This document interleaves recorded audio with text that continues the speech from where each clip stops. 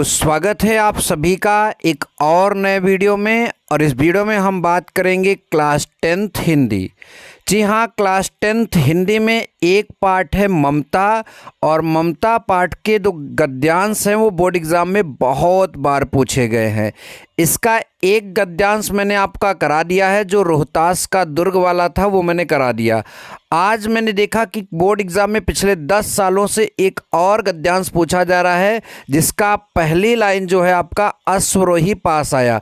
अपने किताब में देखिए, अपने विद्या में देखिए, या किसी भी अंशाल पेपर में देखिए, तो यह जो है बहुत इम्पॉर्टेंट गद्यांश हमारे सामने दिखा, तो ये मैं आपके सामने लेकर आ गया हूँ। जैसा कि पिछले वीडियो में हमने आप सभी को बताया है, कई वीडियो में, कि गद्यांश के 3 प्रश्न होते हैं, अ, ब और स। कभी कभी स में 2 या 3 प्रश्न कर देता है, तो कुल मिलाकर 3 प्रश्न होते हैं।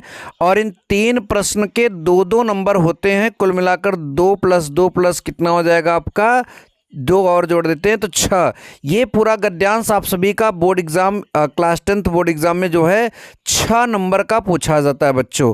अब वो 6 नंबर पक्का करने के लिए सबसे पहले आपको ये पूरा गद्यांश पढ़ना होगा। तो आप ध्यान से देखिए, एक एक बात को मैं यहाँ पर आप सभी को सिखा रहा हूँ। क्या लिखा है, अश्वरोही पास आया। अश्व माने बच्चों होता है घोड़ा, और रोही माने जो है उस पे सवार होने वाला, मतलब जो सवार है। तो घुड़सवार जो है, यानी घोड़े पर जो सवार है, घोड़े से जो चलने वाला है, वो पास आया। किसके पास आ रहा है, ममता के पास आया। ठीक।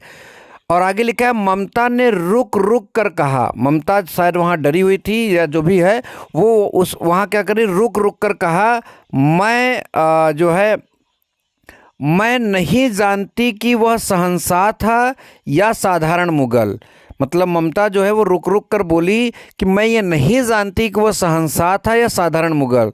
जब कोई अश्वरोही उसके पास आया, तो ममता ने जो है रुक रुक कर कहा कि मैं नहीं जानती कि वह शहंशाह था या कोई मतलब साधारण मुगल। पर एक दिन इसी झोपड़ी के नीचे वह रहा। एक दिन जो है, जो भी आया वो इसी झोपड़ी के नीचे रहा।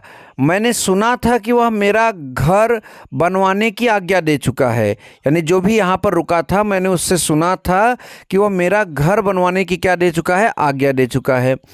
मैं आजीवन अपनी झोपड़ी खुदवाने के डर से भयभीत रही। मतलब अब देखिए, जो आया था उसने घर बनवाने की आज्ञा दे दिया था, तो ममता को ऐसा मतलब कि जो अब ये भाई घर बनवाने का आज्ञा दे दिया, तो अब वहाँ पर घर बनेगा तो झोपड़ी हट जाएगी। और ममता नहीं चाहती थी कि झोपड़ी उसका खुदवाया जाए और उसके स्थान पर क्या बनाया जाए, घर बनाया जाए। ममता ऐसा बिल्कुल भी नहीं चाहती थी। ठीक, यहाँ पर लिखा है ना कि मैं आजीवन अपनी झोपड़ी खुदवाने के डर से भयभीत रही, यानी डरती रही। आगे लिखा है, भगवान ने सुन लिया, यानी भगवान ने उसकी प्रार्थना सुन लिया। मैं आज इसे छोड़ जाती हूँ, यानी अब वो भगवान को जाने वाली है। अब तुम इसका मकान बनाओ या महल, मैं अपने चिर विश्राम गृह में जाती हूँ, अर्थात मैं परलोक में जाती हूँ। अब शायद भगवान ने मेरी सुन लिया है, अब तुम यहाँ पर चाहे जो बनाओ। ठीक है, तो इस तरह से ये पूरा आपका गद्यांश था, और मैंने आप सभी को पढ़कर सुनाया। अब इसमें 3 प्रश्न हैं, हम तीनों प्रश्नों का आंसर आप सभी को देंगे। पहला प्रश्न है बच्चों, प्रस्तुत गद्यांश के पाठ तथा लेखक का नाम। चाहे ऐसे प्रश्न करे, और कभी कभी इसी प्रश्न को ऐसे करेगा कि प्रस्तुत गद्यांश का संदर्भ लिखिए। ठीक, तो 2 चीज़ें यहाँ पर आपका आएगा, प्रस्तुत गद्यांश के पाठ के लेखक का नाम, और जो है पाठ का नाम और लेखक का नाम, या फिर संदर्भ लिखिए। तो दोनों को एक ही तरीके से लिखा जाता है, अभी मैं वो दिखाऊंगा आपको। फिर रेखांकी कंस की व्याख्या कीजिए। तो रेखांकी कंस की व्याख्या कहाँ से है, मैंने सुना था कि वो मेरा घर बनवाने की आज्ञा दे चुका है, और मैं आज इसे छोड़ जाती हूँ, यहाँ तक रेखांकी कंस है, इसकी व्याख्या करना है। तो अब ये पूरा का पूरा जो है, मैं इस पेज में आपको इसका आंसर दे देता हूँ। देखो बच्चों, लिखा है संदर्भ में, प्रस्तुत गद्यांश हमारी पाठ्य पुस्तक हिंदी के गद्य खंड में संकलित।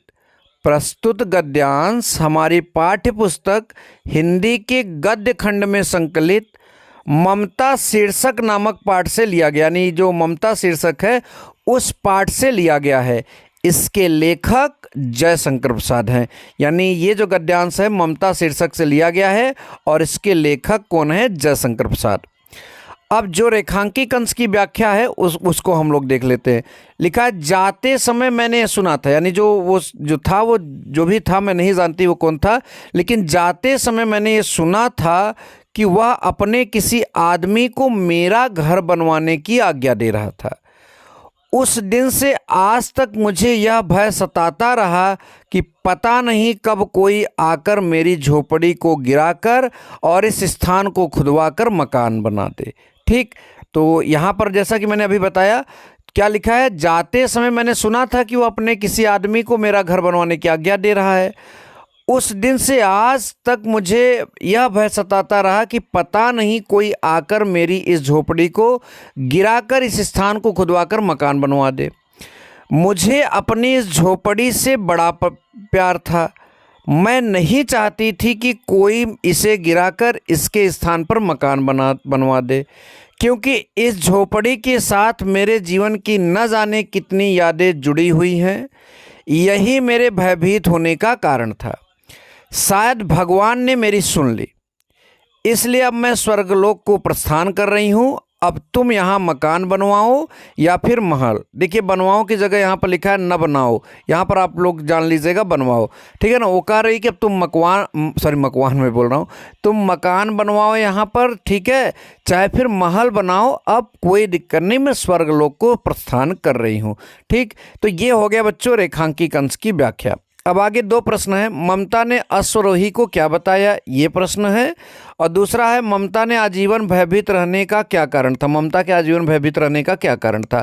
अब इन दोनों प्रश्नों का हम लोग उत्तर देंगे। सबसे पहले देखेंगे कि ममता ने अश्वरोही को क्या बताया, इसका आंसर, फिर ममता के आजीवन भयभीत रहने का जो कारण है उसको भी हम लोग जानेंगे। ठीक, तो स का पहला नंबर बच्चों यहाँ पर जो है प्रश्न का उत्तर, ममता ने अश्वरोही को बताया कि एक दिन इसी झोपड़ी के नीचे आश्रय लेने वाला शहंशाह था या असाधारण मुगल, मैं नहीं जानती, कोई तो था जो यहाँ पर आया था।